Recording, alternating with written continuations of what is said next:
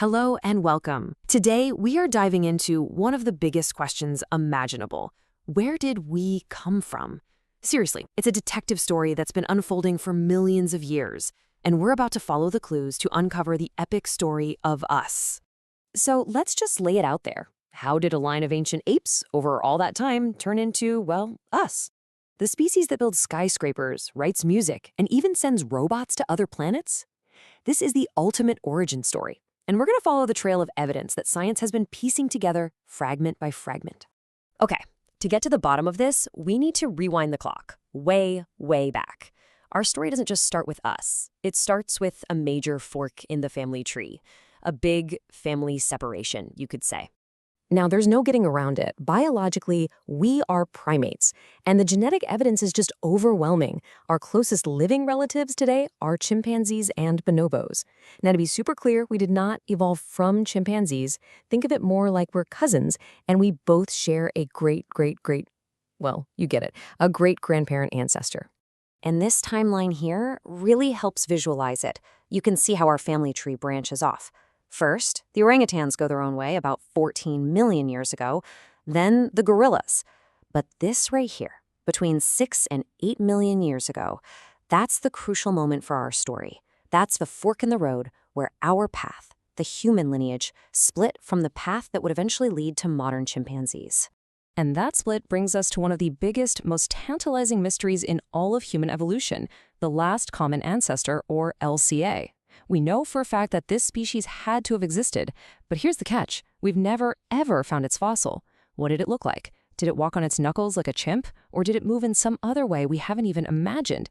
Trying to reconstruct this ghost ancestor is one of the ultimate puzzles for scientists. All right, so after that split, what's the very first thing that starts to set our ancestors apart? It's learning to walk upright, bipedalism. Now, this wasn't like a switch was flipped. It was a slow, gradual process, and the fossil record for it is, incredibly spotty. Every new bone fragment could potentially rewrite the whole story. So the big question is, who were these pioneers? Who were the very first of our ancestors to walk on two legs? Honestly, trying to figure this out is like looking at a police lineup with a few ancient, very incomplete suspects. And believe me, scientists are still arguing over who even belongs in the lineup.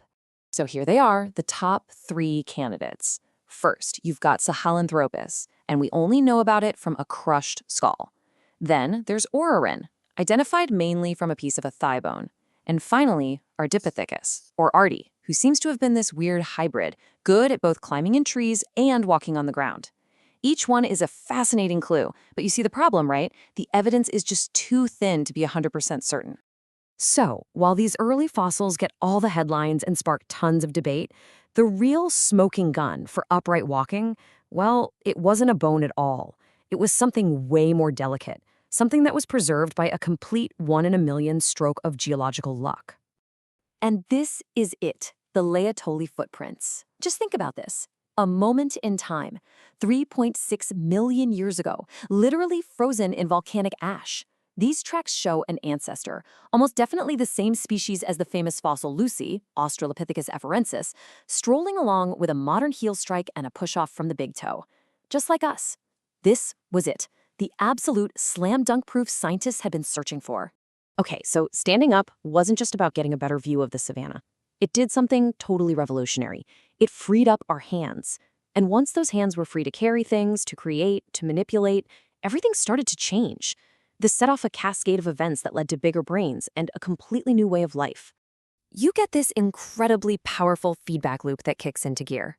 Around 2.6 million years ago, our ancestors start making these simple, sharp stone tools. For the first time, these tools give them access to a whole new food source, calorie-packed meat and marrow from animal carcasses. And this new, high-energy diet provides the rocket fuel needed for our most energy-hungry organ, the brain.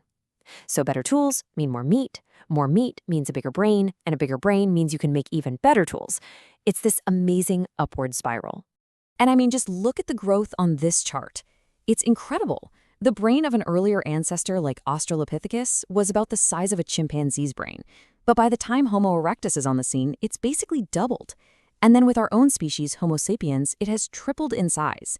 This explosive growth is one of the most dramatic transformations in the entire fossil record. It's just wild. So we're walking, we're making tools, our brains are getting huge. Now for the final chapter in this quick history, the story of how our own species went from being a small group in one part of Africa to a truly global species, populating every single continent on Earth. The fossil evidence is pretty clear on this one.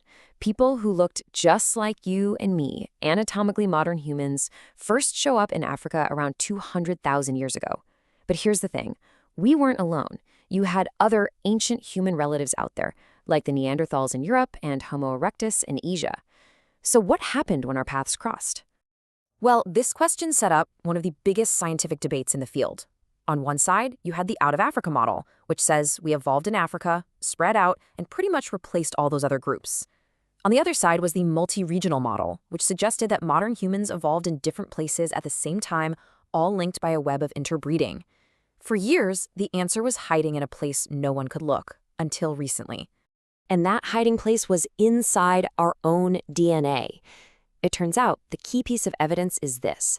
If you sample the DNA of people from all across the globe, you find by far the most genetic variation, the deepest, oldest branches of the human family tree within Africa. Everyone outside of Africa, genetically speaking, represents just a small sub-branch of that incredible African diversity. And genetics can even put a rough date on our origins. By tracing our mitochondrial DNA, which is passed down only from mother to child, scientists have found that everyone alive today descends from a common ancestral population that lived in Africa around 200,000 years ago. Now, the woman whose lineage is the only one that survived all the way to today is sometimes called mitochondrial Eve. That doesn't mean she was the only woman alive, not at all. It just means her maternal line is the only one from that time that has an unbroken chain of daughters all the way down to us. So what this all tells us is pretty amazing. Our species spent the vast majority of its existence, we're talking well over 100,000 years, evolving and diversifying within Africa. Then, pretty recently, in the grand scheme of things, maybe just 50 to 80,000 years ago, a relatively small group of people left, and it's their descendants who went on to populate the entire rest of the planet. This genetic pattern is the key evidence that overwhelmingly supports the Out of Africa model. So there you have it. A whirlwind journey from a simple split in the ape family tree to a globe-spanning species that's reading this. But here's the most exciting part. Our story is nowhere near finished. It's a massive puzzle with so many missing pieces. And new fossils and new genetic discoveries are redrawing the map all the time. The next big discovery could be just around the corner, waiting to tell us another incredible secret about our journey, and ultimately, about who we are.